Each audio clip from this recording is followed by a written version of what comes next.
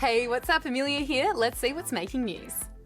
Aboriginal and Torres Strait Islander viewers are advised that the following program contains images and voices of people who have died.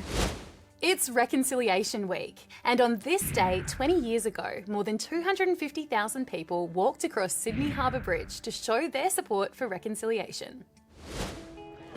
We've come to march for reconciliation. Just to respect our country. Reconciliation means a really lot to me.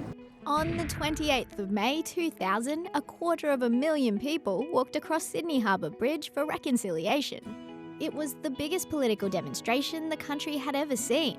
It came at the end of a decade when Australia saw some big milestones towards improving relationships between Indigenous and non-Indigenous people. To many, the march was a way of showing their leaders they wanted Australians to come together.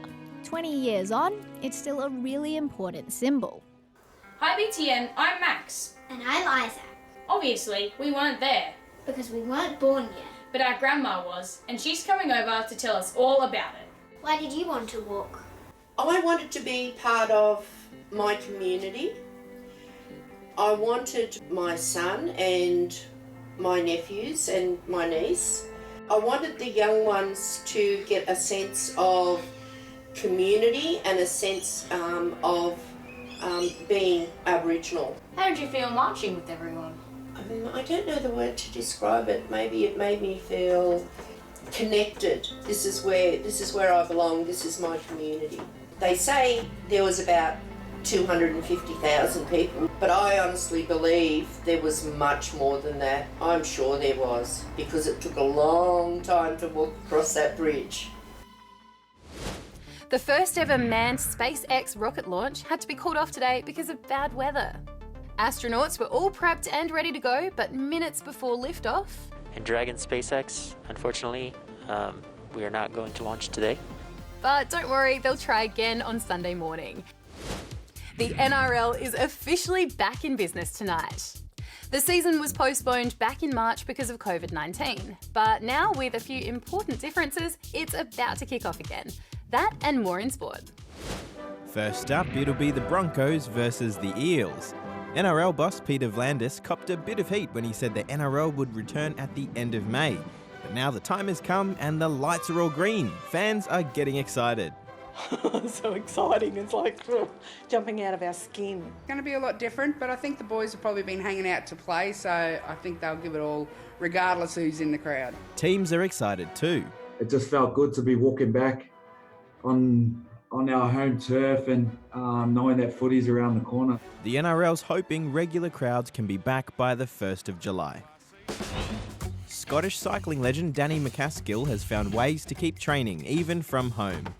He set up a bunch of tricks using old pallets, a slackline and a high bar.